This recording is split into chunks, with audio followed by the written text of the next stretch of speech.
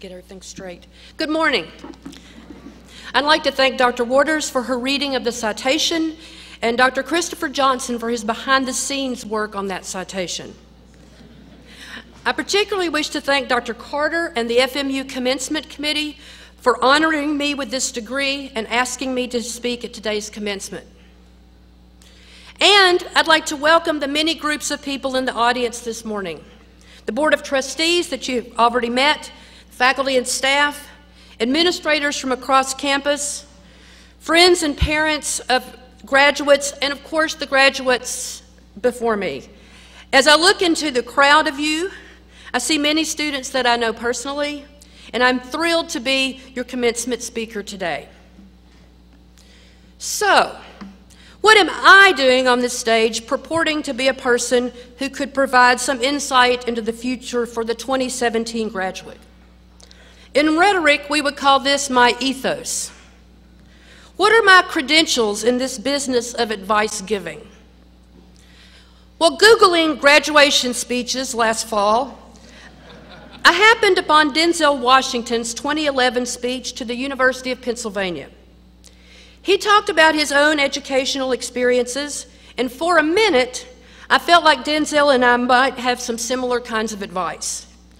That is, right until he said, I was in this play called Fences, and when I won the Tony for my performance.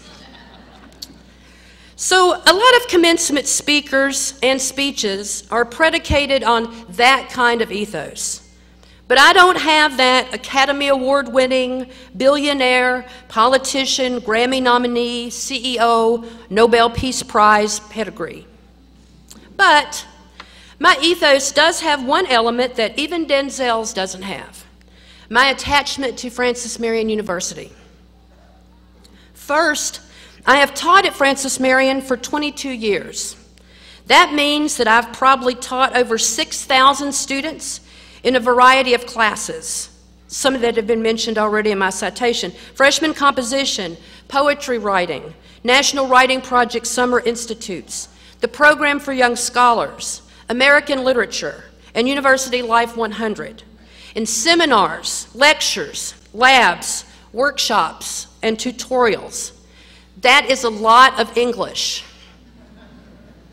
And secondly, like about 40% of you in the audience here in front, and maybe some of you outside the graduate category, I was a first-generation college student.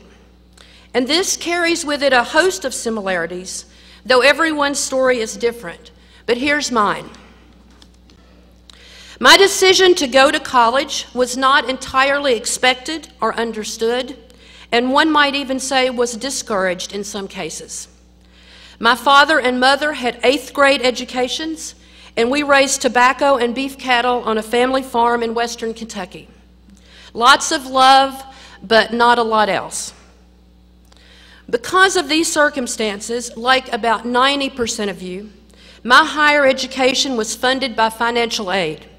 Thankfully, Pell Grants and need-based scholarships, but also National Direct and Stafford loans, and a wide variety of interesting summer and part-time jobs, through which what ended being about 13 years of higher education. Whenever I would go home, my parents would say, "Are you still in college?" And I would say, "Well, for a little while longer." As an undergraduate, I switched majors 3 times. I began college with a certainty that I would be successful as an agriculture journalist, but ended up with secondary teaching certification in history and English. And I apologize to my chemistry colleagues, but the change from science to humanities was largely a fear of chemistry. During my first semester, I failed freshman composition, a class that I now teach, largely because I didn't know how to drop a class and I was too embarrassed to ask someone.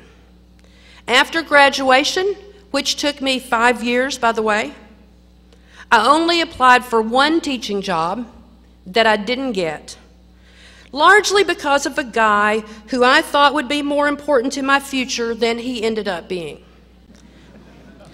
My world was very small, and I liked it that way. So, how did I wind up here, about 500 miles from that family farm? The path that Becky Hendrick, class of 1983, took to being here on stage involved listening to and taking in a good bit of what others said to me.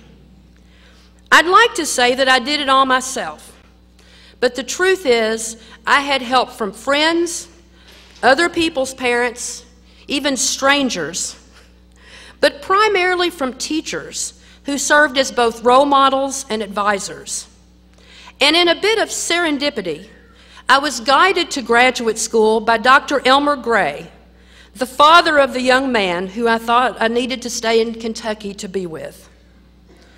Sure, I had some of my dad's stubbornness and some of my mom's enthusiasm, but like the narrator of Tennyson's Ulysses, I am a part of all that I have met. So given this ethos, what kind of advice do I offer? On Facebook a few months ago, I crowdsourced with former students about what they remembered about being in my classes. After sorting through those recollections, I determined that my best advice to you might be reminding you of things that you already know. Take the lessons that you've learned in the classroom and extend them beyond the classroom. So I think these tips from my former students about being successful in my class can be applied to experiences that you will have after graduation, or at least I hope so. So listen up.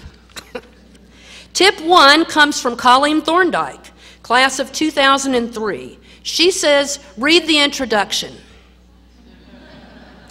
Now, I know that goes against the received wisdom from the movie Dead Poets Society, where Robin Williams' teacher character admonishes everyone to rip out the introductions. But I'm sticking with what I know and what Colleen says. For example, most students want to jump into the Scarlet Letter. You didn't think you'd get away without a literary reference, though, did you? Most students want to jump into the Scarlet Letter without reading that 22-page Custom House introduction, a preface that explains a great deal about Nathaniel Hawthorne and the context for the novel. It doesn't seem to have anything to do with Hester Prynne or the Puritans, and you doubt it's going to be on the test. It's long, it's easy to skip. I've skipped my own share of introductions, taking the easy way out of a situation, because who really expects you to keep it 100% every day, right? But I've missed out on a lot of things. So when given the option to do more than you think you should do more. And if you're like about 80% of the people in this room who say that they've read the Scarlet Letter, but they haven't read that introduction, you've got the afternoon to finish it. It's online, free from probably iBooks. It's not too late. It's never too late to do more. Tip 2 comes from Charlotte Powell Coleman, class of 2013, and I'm paraphrasing her a little bit here.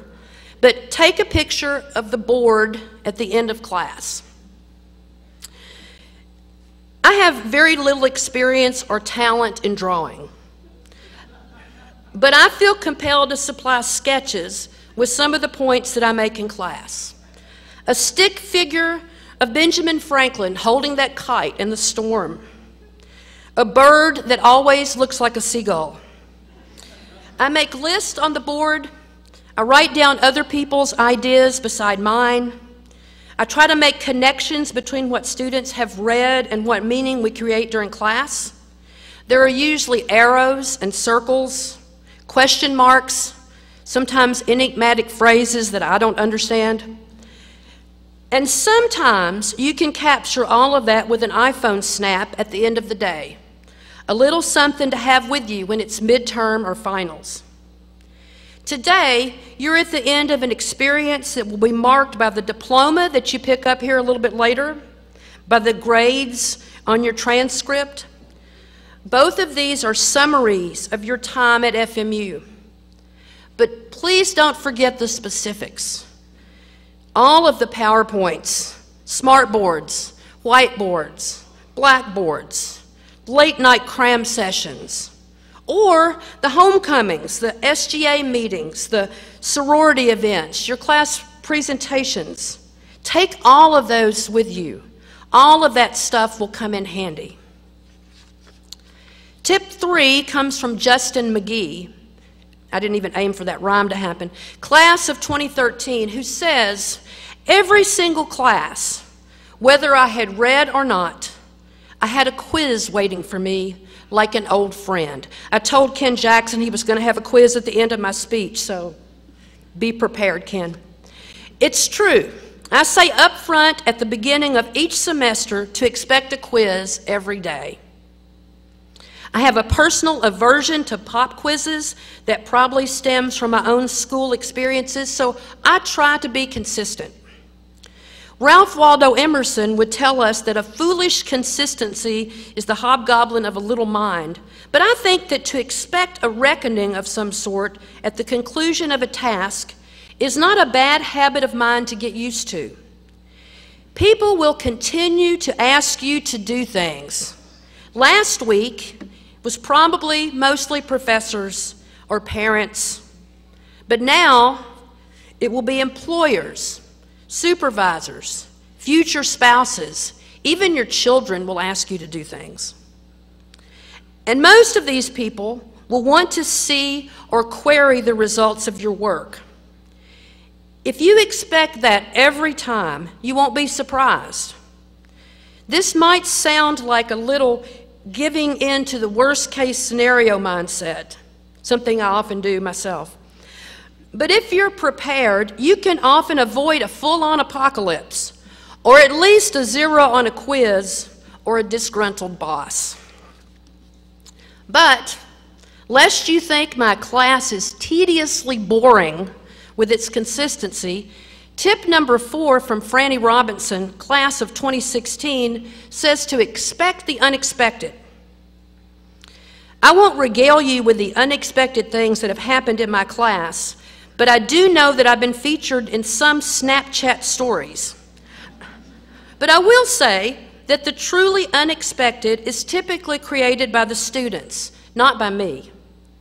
Participating in a discussion about revising the end of a sonnet, or coming to terms with why Jay Gatsby is not as great as F. Scott Fitzgerald would have us believe, only becomes distinct because of all of the voices in the room.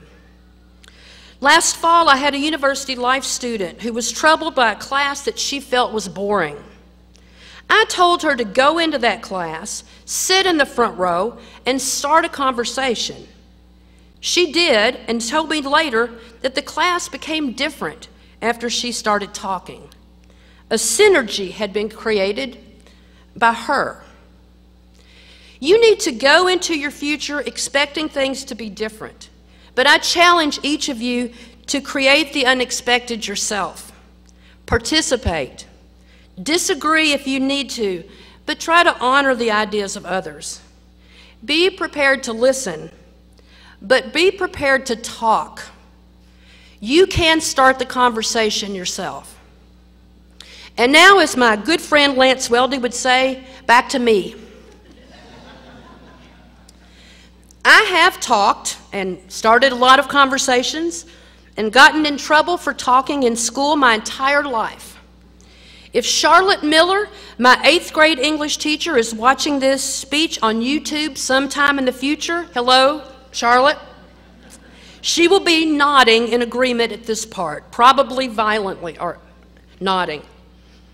Yet I've been fortunate to take talking, a sometimes annoying tendency, and parlay it into a career that I love profoundly.